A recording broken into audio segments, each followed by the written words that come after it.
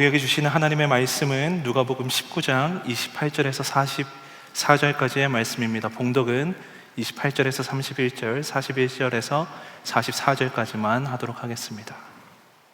예수께서 이 말씀을 마치시고 앞장서서 걸으시며 예루살렘으로 올라가고 계셨다. 예수께서 올리브산이라 불리는 산에 있는 벳바게와 베다니에 가까이 오셨을 때 제자 두 사람을 보내시며 말씀하셨다. 맞은 쪽 마을로 가거라. 거기에 들어가서 보면 아직 아무도 타본 적이 없는 새끼 나귀 한 마리가 매여 있을 것이다. 그것을 풀어서 끌고 오너라. 혹시 누가 너희에게 왜 푸느냐고 묻거든 주님께서 그것을 필요로 하십니다 하고 말하여라.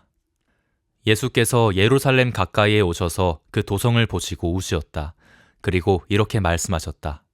오늘 너도 평화에 이르게 하는 일을 알았더라면 좋을 터인데 그러나 지금 너는 그 일을 보지 못하는구나. 그 날들이 너에게 닥치리니 너의 원수들이 토성을 쌓고 너를 에워싸고 너를 사면에서 죄어들어서 너와 내 안에 있는 네 자녀들을 짓밟고 내 안에 돌 한 개도 다른 돌 위에 얹혀있지 못하게 할 것이다. 이것은 하나님께서 너를 찾아오신 때를 네가 알지 못했기 때문이다. 아멘. 하나님의 말씀입니다. 오늘은 종려 주일입니다. 예수 그리스도의 그 십자가를 향한 그 여정을 통해서 우리에게 허락하고 보여주시는 그 참 사랑과 은혜를 충만하게 누리시는 모두가 되시기를 소망합니다. 우리가 본문에서 읽었듯이 지금 예수님께서는 예루살렘으로 올라가고 계십니다.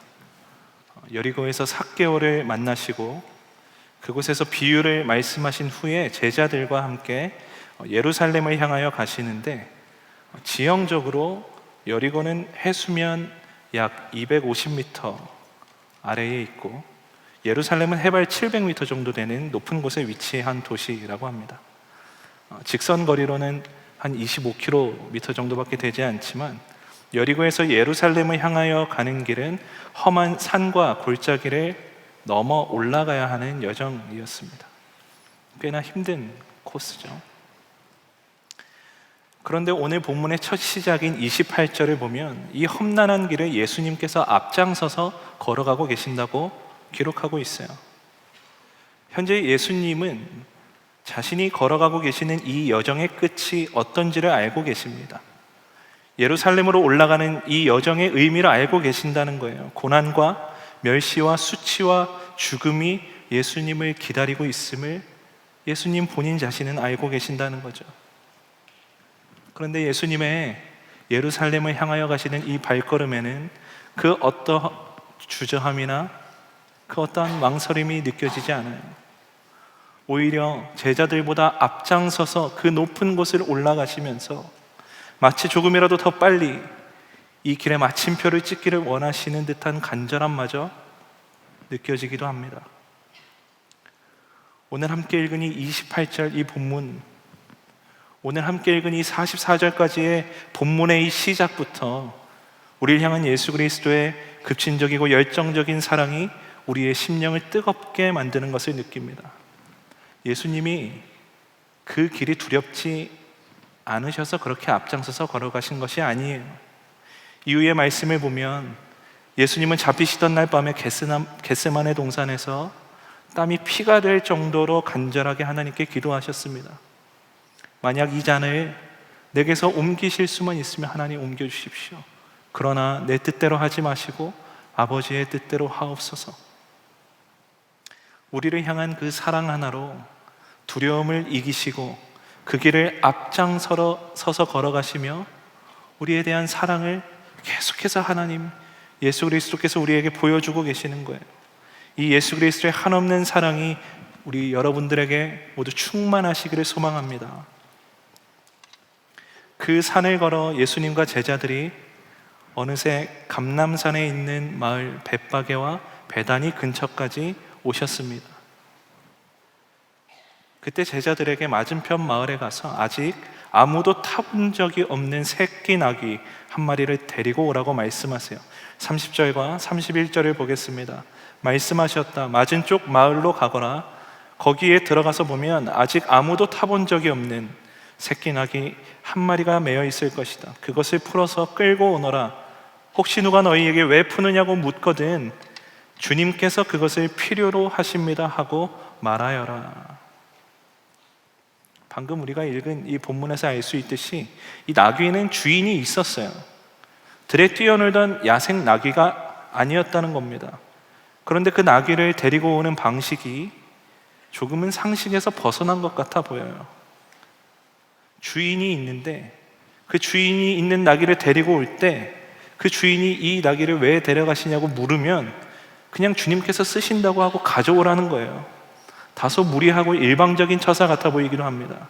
그런데 제자들은 예수님이 말씀하신 대로 이 일을 행합니다. 계속해서 33절과 34절을 보겠습니다. 그들이 새끼 나귀를 푸는데 그 주인들이 그들에게 말하였다. 그 새끼 나귀는 왜 푸는 거요? 그들이 대답하였다. 주님께서 그것을 필요로 하십니다. 아니나 다를까 나귀의 주인이 당황하면서 묻습니다. 나귀를 왜 풀고 계시는 거죠? 지금 뭐 하시는 겁니까? 묻고 있는 거예요. 그때의 제자들이 예수님께서 말씀하신 대로 주님께서 이 나귀를 필요로 하십니다 라고 대답합니다. 그리고 그 나귀를 풀어서 예수님께로 데리고 와요. 우리가 읽은 이 성경에는 자세하게 기록되어 있지는 않지만 맥락을 볼 때 이 나귀의 주인은 주님께서 필요로 하십니다 라는 제자들의 말에 순순히 그 나귀를 내어준 것 같습니다. 저와 여러분의 인생에도 주님이 이와 같은 요구를 하실 때가 있다는 거예요. 이유를 알 수 없고 뜻을 다 알 수는 없지만 주님께서 일방적인 순종을 우리에게 요구하실 때가 있다는 겁니다. 알지도 못하는 곳에 재정을 흘려보내라고 하실 때도 있고 열악한 선교지로 우리를 보내실 때도 있습니다. 누군지도 모르는 이에게 먹을 것을 나누어 주라고 하실 때도 있고 나를 어렵게 만든 사람을 그저 용서하고 사랑하라고 말씀하실 때도 있어요. 나귀의 주인처럼 때로는 그 요구가 나의 상식으로 받아들여지지 않고 내 마음에 부담이 된다고 할지라도 주님의 말씀이라면 주저없이 순종하는 그 신앙이 우리에게 있기를 원합니다. 이것이 믿음이고 주를 향한 우리의 헌신임을 기억하시기 바라요. 아마 다들 기억하실 겁니다. 우리가 20주년 감사 예배 때 젊은이 교회에서 신앙생활 하셨던 몇 분을 모셔놓고 토크쇼를 진행했던 순서가 있었어요. 그 중에 한 집사님께서 청년의 때에 집에 가던 중에 한 주목자분에게 빵을 주라고 하나님께서 말씀하시는 일을 겪었다고 합니다. 하루 종일 일하느라 너무 피곤하고 본인도 제대로 먹지 못해서 급하게 먹으려고 산 빵 하나인데 그 빵을 알지도 못하는 주목자분에게 주라고 말씀하시니까 처음에는 짜증도 나고 당황스러웠다고 해요. 그럼에도 하나님의 말씀이 하나님의 그 요구가 너무나도 분명하고 명확해서 이유도 모른 채 그저 그 말씀에 순종하셨다고 합니다. 빵을 드리면서 보니까 그분에게 이미 비싼 도시락이 있었대요. 자기가 가지고 있는 빵보다 더 좋은 도시락을 가지고 계셨던 거예요. 그분에게 그 빵은 사실 필요가 없었던 거죠. 그래도 주님이 주라고 명령하셨으니 그 빵을 드렸다고 해요. 그 주목자분께서 너무 기뻐하시면서 그 집사님께 이야기하기 시작했답니다. 그렇게 대화를 나누면서 복음을 전하시고 기쁜 마음으로 집으로 돌아가셨다는 간증을 해주셨어요. 그러면서 이런 말씀을 하셨습니다. 그분에게는 빵이 필요한 게 아니라 이야기할 사람이 필요했던 것 같습니다. 하나님은 그 집사님의 순종을 통해서 그 주목자분에게 위로를 전하셨고 사랑을 전하셨고 복음을 전하게 하신 거예요. 나귀 주인의 이 순종, 주께서 쓰시겠다 하십니다라고 말할 때 자기의 소유했던 나귀를 그냥 순순히 내어주었던 이 순종도 아무런 가치 없는 일이 아니었어요. 이 장면은 사실 구약에서부터 예언된 그 일을 성취하는 도구로 쓰임받은 순종이었다는 겁니다. 스가랴 9장 9절입니다. 시온에 따라 크게 기뻐할지어다. 예루살렘에 따라 즐거이 부를지어다. 보라, 네 왕이 내게 임하시나니 그는 공의로우시며 구원을 베푸시며 겸손하여서 나귀를 타시나니 나귀의 작은 것 곧 나귀 새끼니라. 스가랴서에서 이미 예수님께서 자신의 십자가를 지기 위하여 예루살렘으로 들어가실 것을 미리 다 예언하고 계십니다.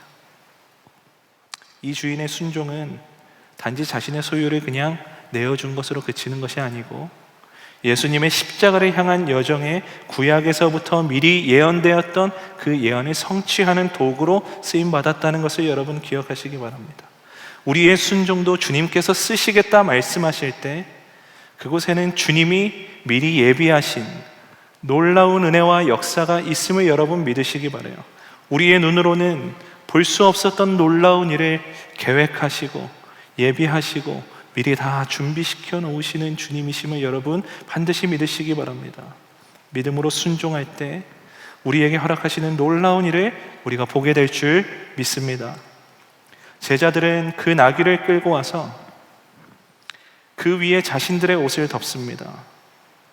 지금의 장면을 여러분 머릿속으로 잘 상상하면서 그려보세요. 왕으로 예루살렘에 입성하시는 예수님, 그 왕의 행렬을 지금 준비하고 있어요. 바로 직전에 놓여 있어요. 그런데 이 행렬에 전혀 어울리지 않는 나귀 새끼, 안장도 없어서 제자들이 입고 있던 옷을 덮어놓은 그 오합지졸 같아 보이는 모습, 여러분 이 모습이 왕의 행렬에 어울리는 모습입니까? 왕으로 입성하시는 거면 적어도 화려한 백마, 강렬한 흑마같이 멋진 말을 타고 그 말도 조금 화려하고 예쁘게 꾸며서 그렇게 타고 가셔야 되지 않겠습니까? 이것이 우리가 생각하는 보통의 상식이잖아요. 그런데 예수님은 모두의 상식과 예상을 뛰어넘으시고 볼품없는 나귀를 타고 들어가세요. 조금 전에 읽은 스가랴서에 그 이유가 나와 있습니다. 9절을 다시 한번 보겠습니다. 겸손하여서 나귀를 타시나니 나귀의 작은 것 곧 나귀 새끼니라.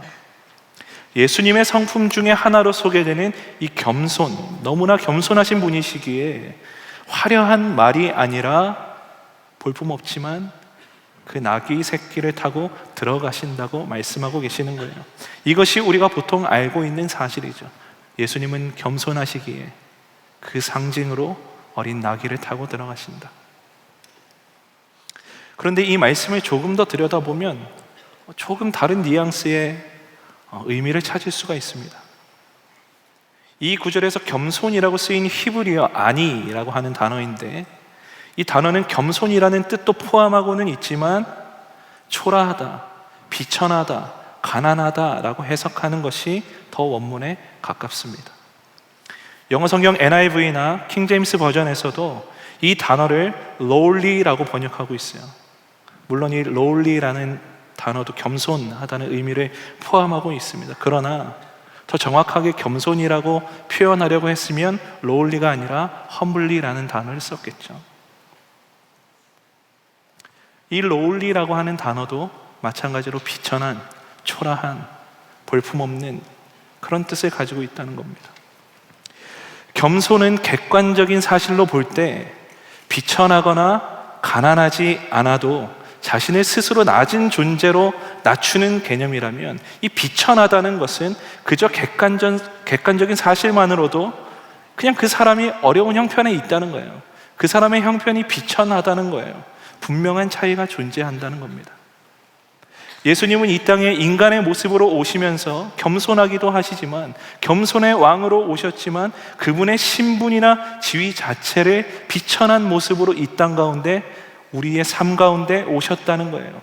예수님은 지금 나귀를 타고 들어가시면서 자신의 초라함, 자신의 비천함을 지금 사람들에게 있는 그대로 다 내비치고 계신 겁니다. 이 장면은 예수님의 의도를 정확하게 보여주고 있는 장면이에요. 이어지는 본문을 계속 보겠습니다. 이어지는 본문에서 아주 극명하게 드러나는 대비를 볼 수가 있어요. 36절에서부터 38절입니다. 예수께서 나아가시는데 제자들이 자기들의 옷을 길에 깔았다.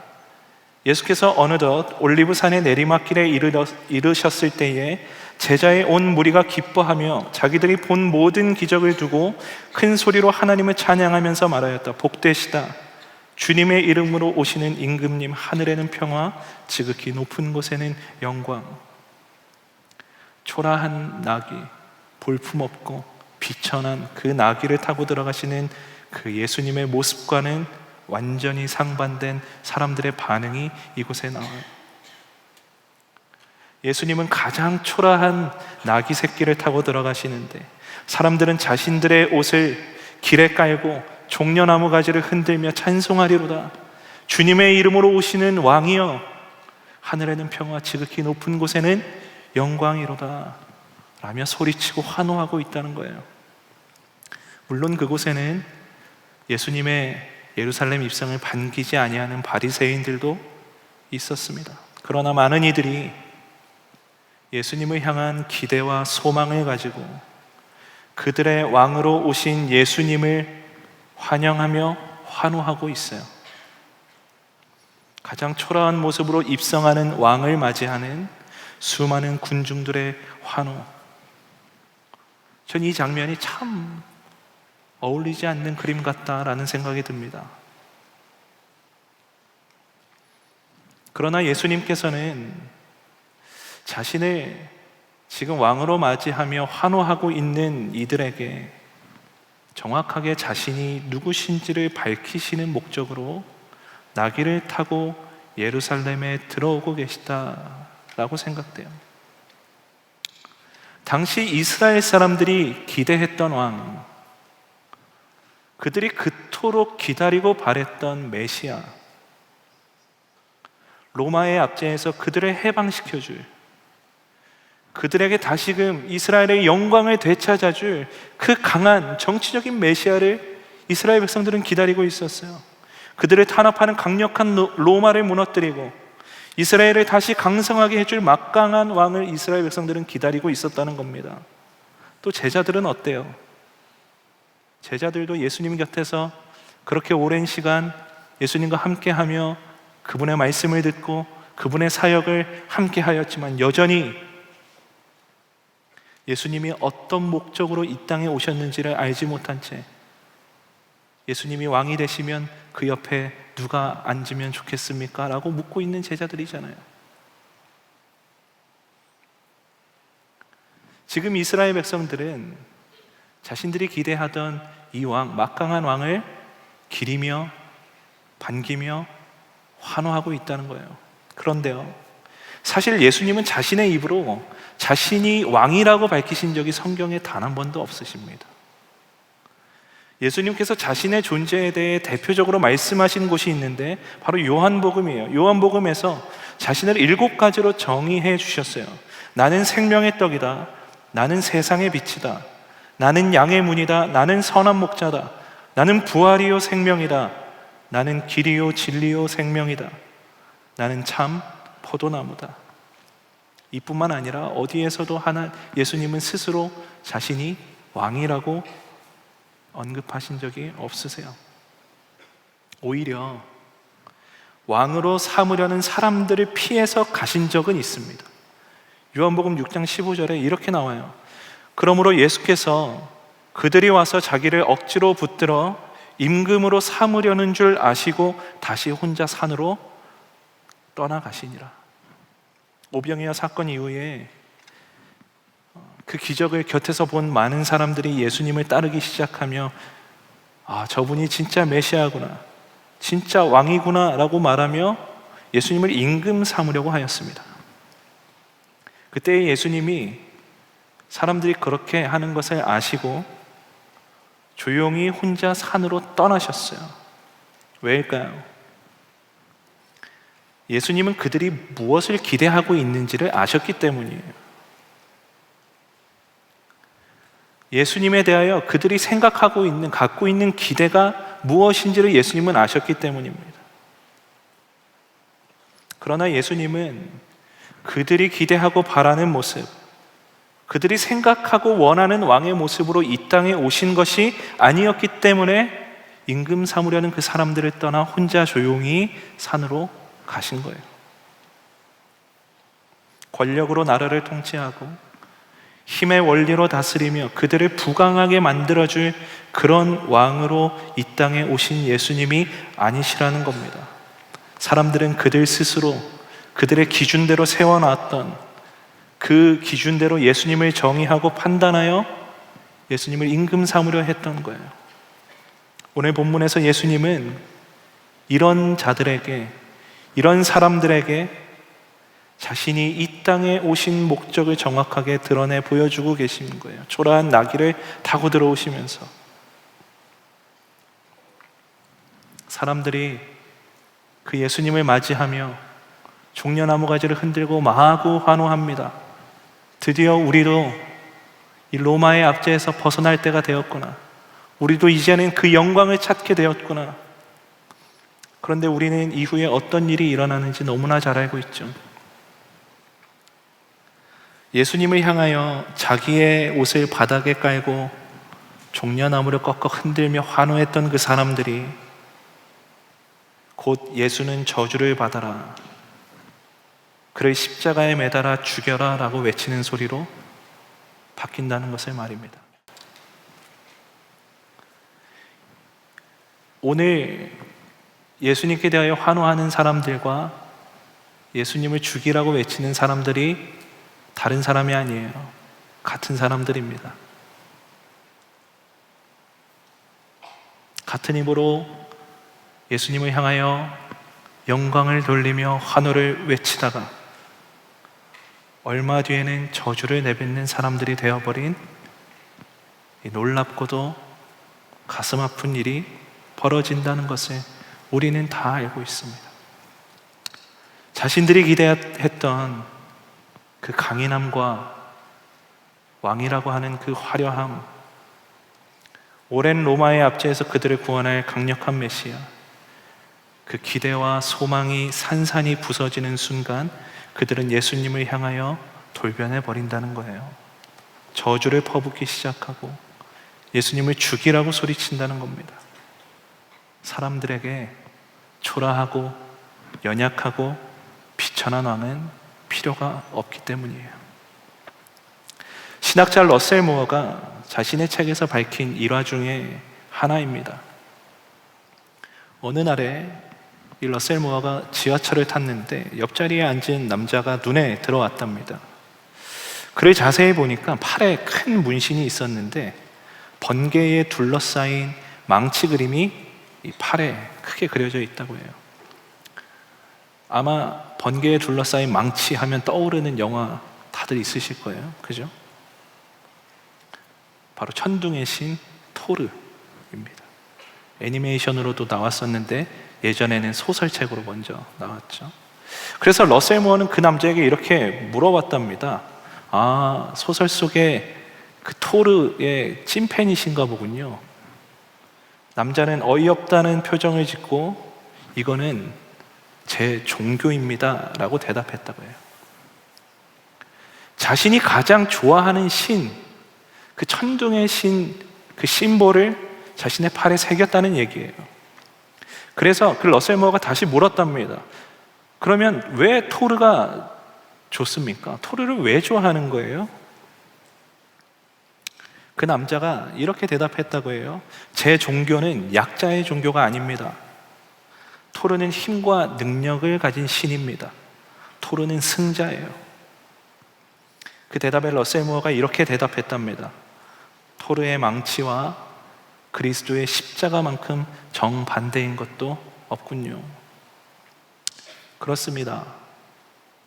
세상은 강한 것을 원해요. 화려한 것을 원하고 이기는 것을 원하고 쟁취하는 것을 원합니다. 약한 것은 쓸모가 없다고 말하며 초라한 것은 가치가 없다고 말하고 양보하고 져주는 것은 바보 같은 짓이라고 말합니다. 그래서 수많은 세상의 사람들이 그들이 생각하는 그 강한 존재, 그들이 생각하는 그 화려한 존재, 그런 존재들에게 자신의 삶을 맡기기 위해 수많은 우상과 헛된 것들을 붙잡고 발버둥치며 살아가는 것을 우리가 다 보지 않습니까? 돈을 신을 삼아 따르기도 하고, 누구는 전쟁의 신을 믿으며 막강한 힘이 있어야 된다고 주장하기도 하면서, 또 누군가는 내 자신이 가장 강하다면서 내 자신을 믿으며 살아가는 사람들도 있어요. 그러나 오늘 예수님은 정반대의 길로 가시는 거예요. 세상을 바꾸는 것은 강한 힘이 아니라, 화려한 스펙이나 많은 돈이 아니라, 폭력이 아니라 사랑이라고 우리에게 말씀하시는 거예요. 예수님을 따른다는 것은 그 십자가를 지고 그 사랑의 손해를 견디며 줄인 자, 비천한 자, 연약한 자, 사랑할 수 없는 원수조차 사랑하는 것이라고 우리 주님이 말씀하고 계신다는 겁니다. 우리가 모셔야 될 왕이 바로 이 예수 그리스도, 세상의 기준과 세상의 눈으로 볼 때는 한없이 연약해 보이고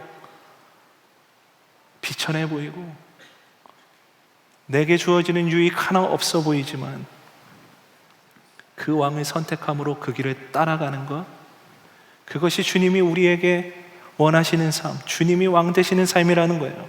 그렇다면 여러분은 어떤 왕을 원하십니까? 지금 여러분의 인생에는 누구를 왕으로 모시며 살아가고 계십니까? 예수 그리스도를 왕으로 삼고 따른다고, 예수님만이 나의 삶의 주인 되신다고 우리는 입술로 고백하고 우리의 말로 그렇게 얘기하지만, 정말 우리의 삶이, 여러분의 삶이 그 예수님을 따르고 있는 게 맞습니까? 정말 예수님께 여러분의 인생을 다 맡기신 게 맞아요? 아니면 세상과 예수님 사이에서 여전히 갈팡질팡하면서 예수님을 그저 내 소원을 이루고 힘들 때 마음의 평안을 얻으며 세상에서는 군림하기 위해 그 예수님을 이용하며 살아가고 계십니까? 지금 이스라엘 백성들은 자신들이 환호하며 맞이하는 예수님이 누구신지를 전혀 몰라요. 헛된 소망으로 기뻐하고 있어요. 그런 그들을 보시며 예수님이 눈물을 흘리십니다. 41절 말씀입니다. 예수께서 예루살렘 가까이에 오셔서 그 도성을 보시고 우셨다. 사람들의 환호 속에서 지금 예수님은 예루살렘을 바라보며 이스라엘 백성들을 바라보며 울고 계세요.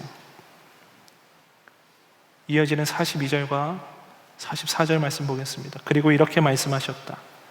오늘 너도 평화에 이르게 하는 일을 알았더라면 좋을 터인데, 그러나 지금 너는 그 일을 보지 못하는구나. 그날들이 너에게 닥치리니 너의 원수들이 토성을 쌓고 너를 애워싸고 너를 사면에서 죄어들어서 너와 내 안에 있는 내 자녀들을 짓밟고 내 안에 돌 한 개도 다른 돌 위에 얹혀 있지 못하게 할 것이다. 이것은 하나님께서 너를 찾아오신 때를 네가 알지 못했기 때문이다. 애통함으로 주님이 눈물을 흘리고 계세요. 평화에 이르게 하는 일을 보지 못한다고 말씀하십니다. 죄로 인하여 망가진 우리 인간과 하나님 사이를 화평케 하시려고 지금 친히 제물이 되기 위해 십자가를 향해 가고 계시는 그 예수님, 그분을 전혀 알아보지 못하고 그저 자신들이 세워놓은 그 강력한 메시아의 존재로서만 외치고 있는 그 이스라엘 백성들을 향한 주님의 눈물이라는 거예요. 여기서 예수님이 우셨다라고 말하는 것은 그냥 조용히 눈물 흘리셨다는 뜻이 아니에요. 원문을 보면 통곡하고 우셨다라고 기록되어 있습니다.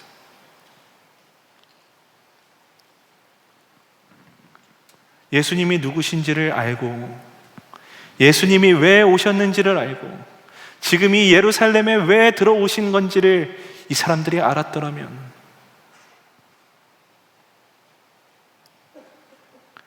죄를 회개하고 그들이 하나님 앞에 범죄하며 떠났던 것을 회개함으로 돌아오면 살아날 기회가 있는데 여전히 눈이 가리워진 채 아무것도 보지 못하고 있는 이 이스라엘을 향한 예수님의 그 비통한, 애통한 마음이 지금 이곳에 고스란히 드러나고 있는 거예요. 주님 말씀대로 이 예루살렘은 AD 70년에 로마에 의해 완전히 멸망합니다. 기록되어진 대로 아이와 노인, 남자와 여자 할 것 없이 수많은 사람이 로마에 의해 죽임을 당하고 그들의 건물은 다 무너져 내리는 완전한 멸망을 맞이하게 돼요. 예수님은 지금 그 일을 다 보고 계신 거예요. 이스라엘을 바라보면서 저렇게 환호하며 그들을 구원할 메시아가 드디어 오셨다라고 외치는 그들을 보면서 그들이 앞으로 처하게 될 그 멸망을 바라보며 울고 계시다는 거예요. 나귀를 타고 들어오시면서까지 그들이 섬겨야 할 왕이, 메시아가 누구인지, 본인이 어떤 존재로 이 땅에 오셨는지, 무슨 일을 하러 오셨는지를 다 드러내고 알려주고 계시는데 사람들의 영적인 눈이 다 가려져서 그분을 알아보지 못해요. 헛된 것을 쫓아 사망의 길로 걸어가는 그 백성을 향한 비통함과 애통함으로 주님이 눈물 흘리고 계시다는 겁니다. 이 눈물이, 이 예수 그리스도의 눈물이 오늘날 우리에게도 향해 있음을 주님이 깨닫게 하세요. 주님을 믿는다고 하면서도, 사랑한다고 하면서도 여전히 우리의 시선은 화려하고 강한 힘을 과시하는 세상에 쏠려 있고 사라질 것들에 마음을 쏟으며 살아가고 있다는 거예요. 생명의 길, 십자가의 길로 나아오라고, 그래야 산다고, 예수 그리스도를 선택하라고, 그래야 산다고 말씀하시는데 우리는 그 길이 초라하다고, 그 길이 약해 보인다고, 내 인생에 아무런 도움이 되지 않는다고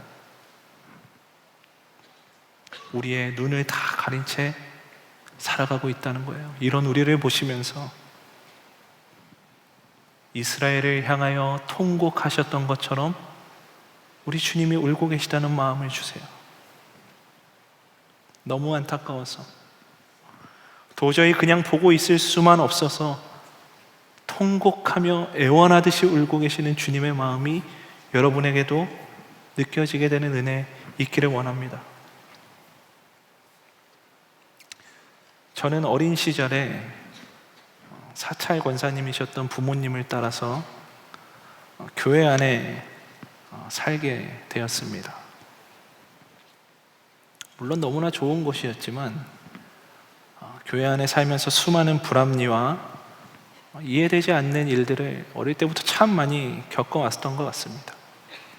교회를 위하여 수고하고 봉사하는 일은 너무나 많았지만 그에 비해서 부모님이 받으시는 월급은 터무니없이 작았죠.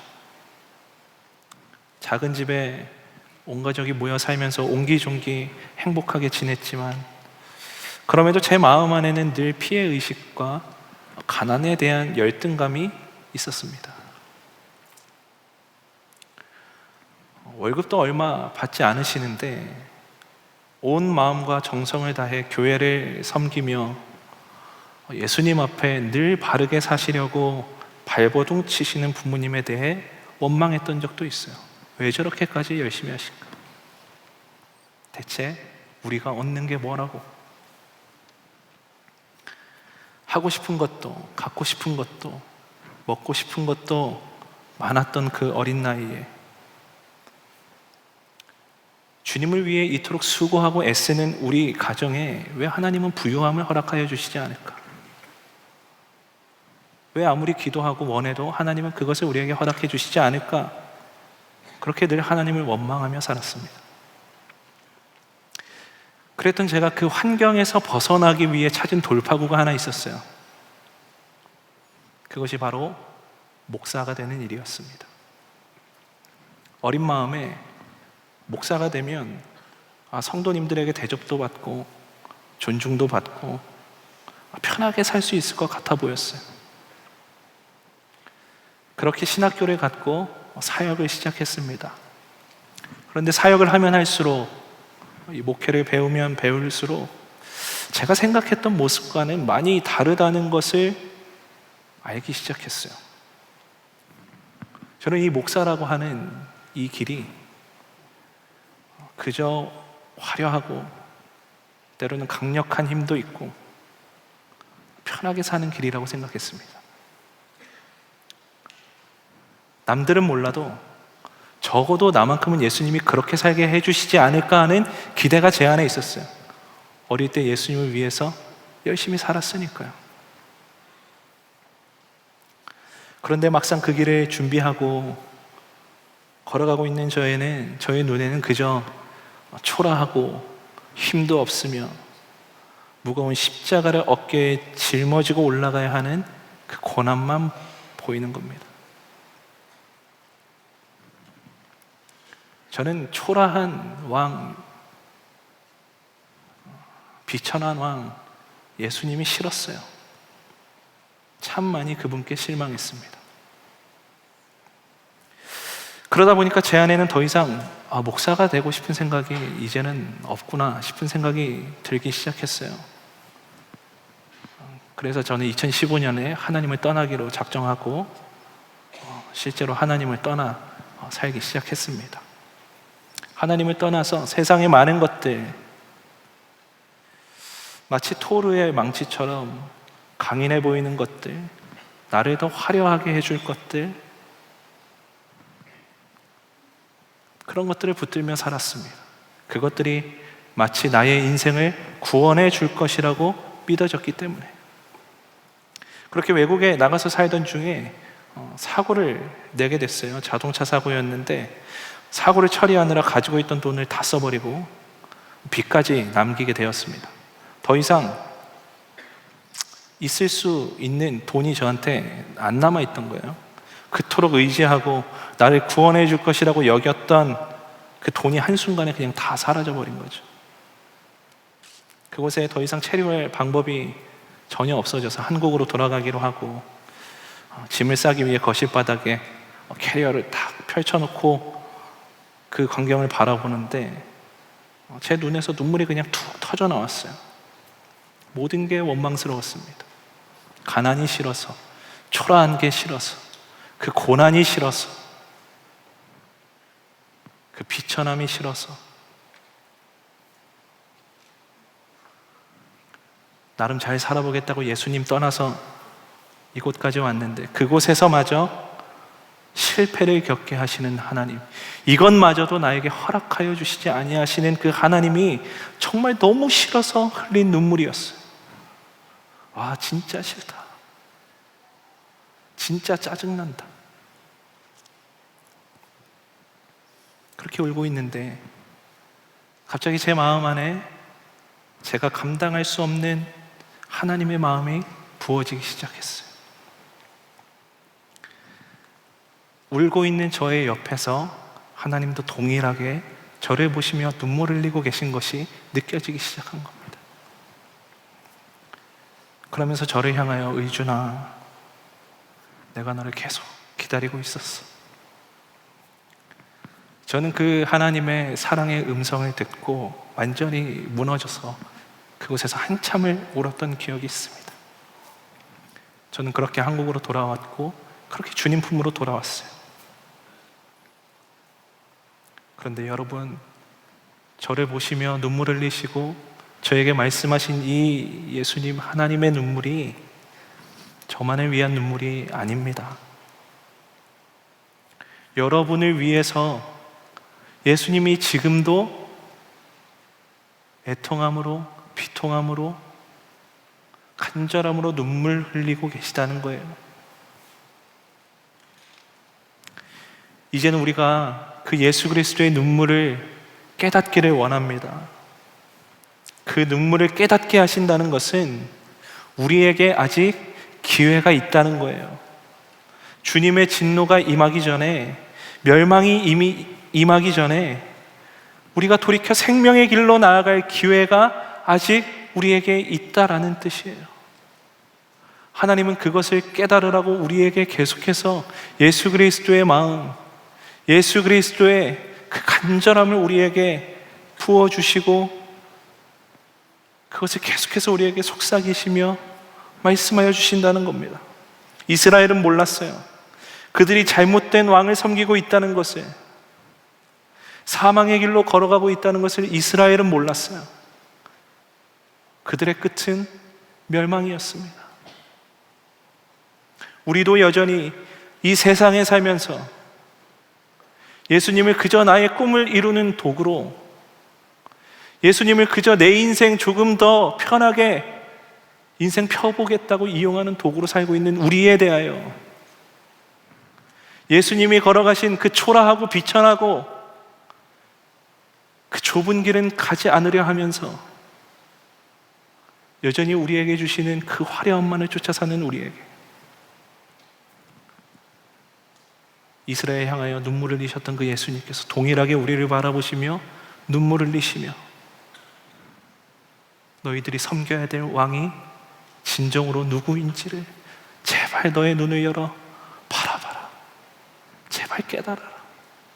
말씀하시는 그 예수 그리스도의 눈물이 여러분들에게 깨달아지는 은혜 있기를 원합니다.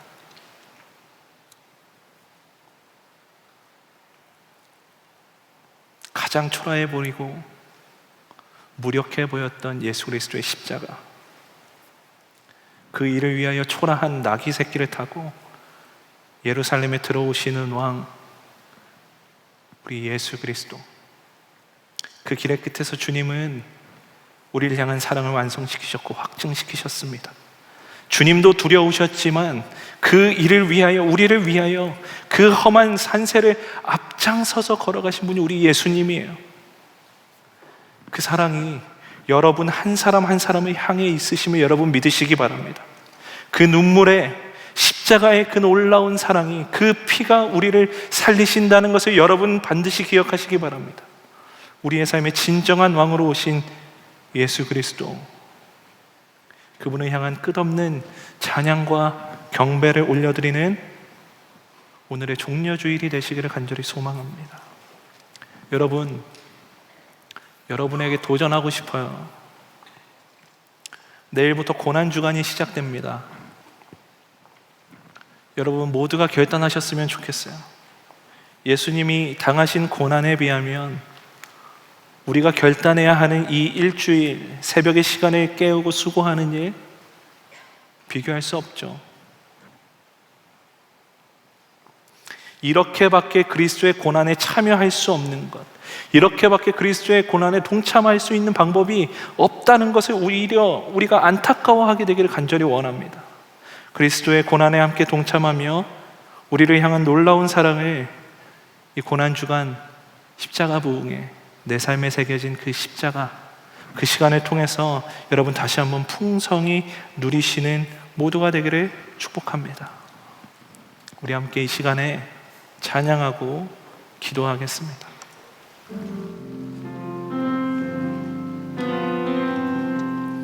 사랑하셔서 오시었네. 말씀하신 대로 본이 되신 예수, 얼마나 아프실까. 갈보리 언덕 그 십자가, 빌림 없이 이룰 수 없네. 고난받을 이유 없으신 주, 순종하셨네. 그 십자가 지셨네. 우릴 위해 아버지의 뜻 이루소서. 아버지의 뜻 이루소서. 정오는 아픔 모두 거두시리. 얼마나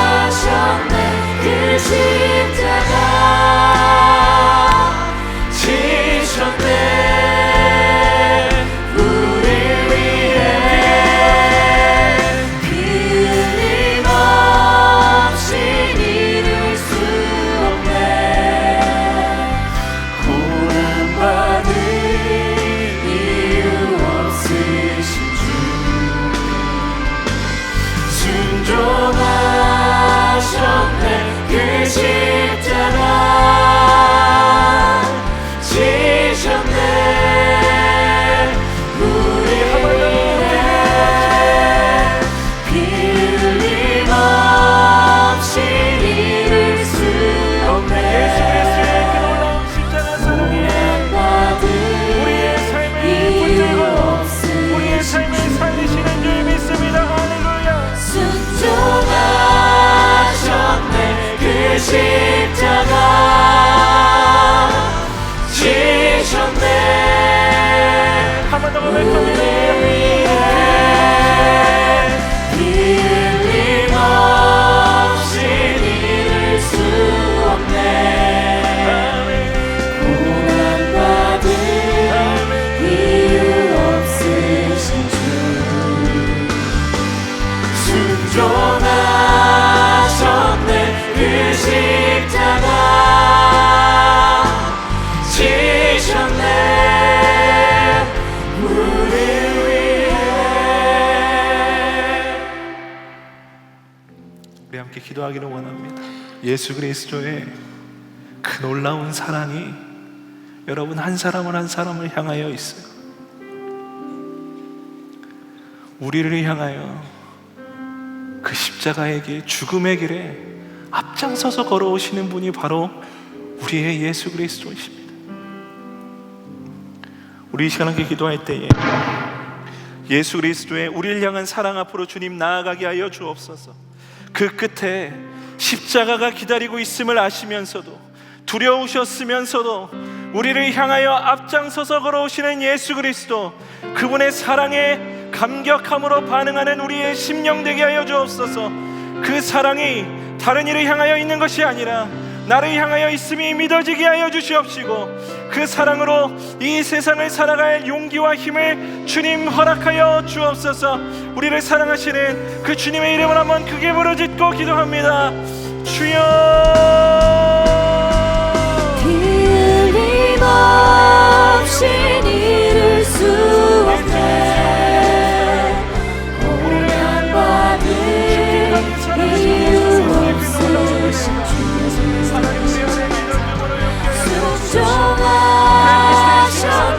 그 십자가 지셨네. 우리 위해 피 흘림 없이 잃을 수 없네. 고난받을 이유 없으신 주 순종하셨네. 그 십자가 지셨네. 우리 위해 피 흘림 없이 잃을 수 없네. 고난받을 이유 없으신 주 순종하셨네. 그 십자가 지셨네. 주를 위해. 우리 한 번 더 기도하기를 원합니다. 한 번 더 기도할 때 세상의 것에 취해 그 세상의 화려함에 매혹되어 세상의 그 강력한 힘에 사로잡혀 가려진 우리의 영의 눈이 떠지기를 위해 함께 기도하기를 원합니다. 하나님, 마치 나를 살려줄 것이라고, 마치 나를 구원할 것이라고 생각하며 붙잡아 왔던 그 세상의 화려함, 강인함, 여러 관계와 환경들을 주님 내려놓길 원합니다. 오직 나의 생명은 십자가에만 있음을 고백하는 하나님, 우리의 인생 되게 하여 주옵소서. 그 담대함으로 주님 우리에게 마련하여 주신 그 생명의 길, 그 십자가의 길로 걸어가는 우리가 되게 하여 주옵소서. 오직 주님만이 나의 왕이시라는 고백이 나의 삶의 실제가 되는 인생 되게 하여 주옵소서. 우리 한 번 더 주의 이름을 크게 부르짖고 기도합니다. 주여. 주의 나라 영원하며 그의 영광 무궁하리. 나의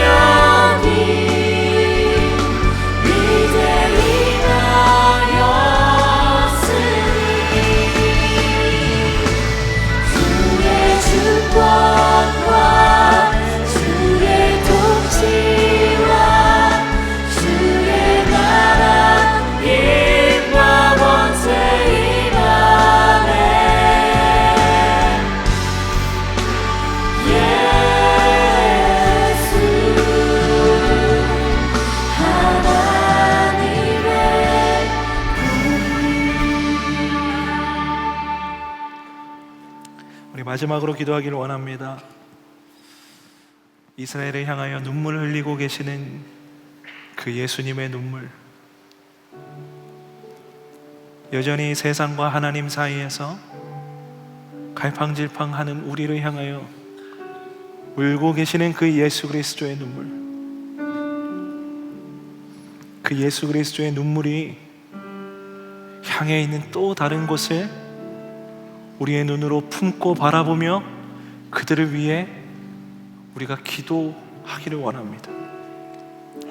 우리 함께 기도할 때에 여전히 주님의 시선이 향해 있고 여전히 주님이 눈물 흘리고 계시는 영역을 위해 우리가 함께 그것을 마음에 품고 눈물로 기도하게 하여 주옵소서. 아직 주님을 모르는 이들에게, 아직 복음이 뭔지 몰라서 사망의 길로 걸어가고 있는 그들에게 주님 찾아가게 하여 주시고 눈물로 복음의 씨를 뿌리게 하여 주옵소서. 주님의 눈물에 그 애통한 마음이 우리에게 부어지게 하여 주옵소서. 소외되고 가난한 이들, 약한 이들을 섬기게 하시고 그들을 예수 그리스도의 사랑으로 돌보게 하여 주옵소서. 우리를 사랑하시되 끝까지 사랑하시는 우리 주 예수 그리스도의 이름을 마지막으로 부르짖고 함께 기도하겠습니다. 주여,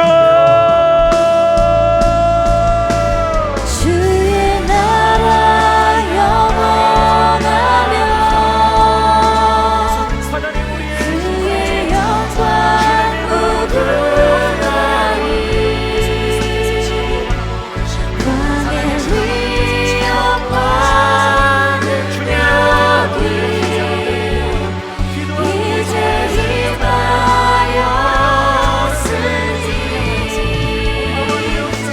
주의 주권과 주의 통치와 주의 나라 힘과 권세 임하네.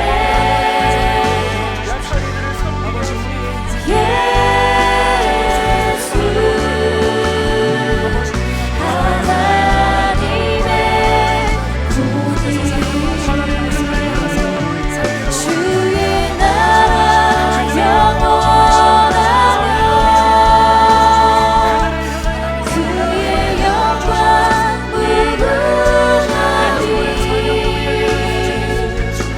왕의 위엄과 능력이 이제 임하였으니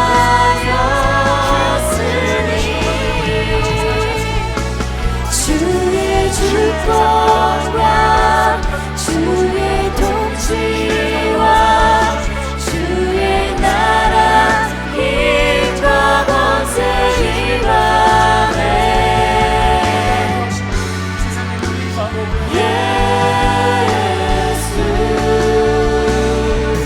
하나님의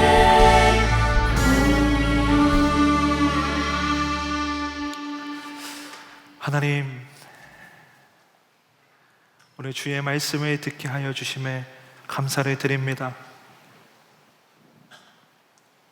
십자가의 길, 고난의 길, 그 죽음의 길로 가시는 걸 알면서도 그 험한 산길을 앞장서서 걸어오신 주님, 그 사랑의 주님이 나의 예수 그리스도라는 고백, 하나님, 그것이 가능해진 인생으로 우리를 바꾸시고 우리를 돌이키게 하여 주심에 감사드립니다.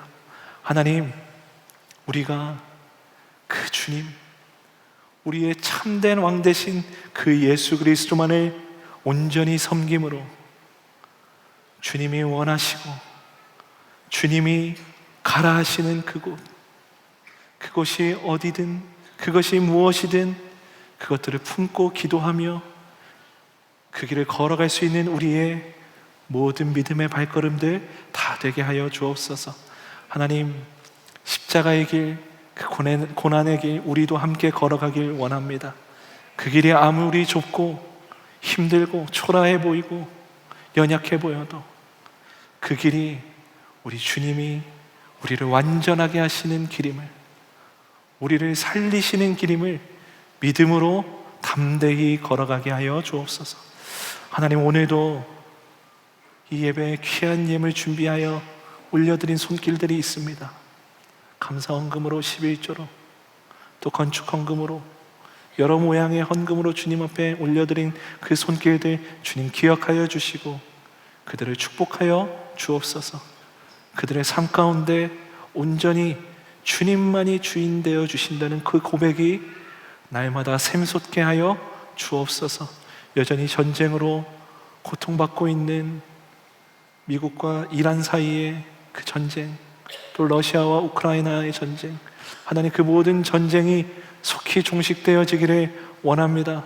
모든 무력이 주님의 사랑 앞에, 주님의 권능 앞에 다 내려놓아지게 하여 주시옵시고 온전한 사랑과 연합, 용서로서 서로 하나 되는 이 나라, 이 세계 되게 하여 주옵소서. 이제는 우리 주 예수 그리스도의 은혜와 하나님의 무한하신 사랑하심과 성령님의 감화, 교통 역사하시는 그 놀라운 은혜가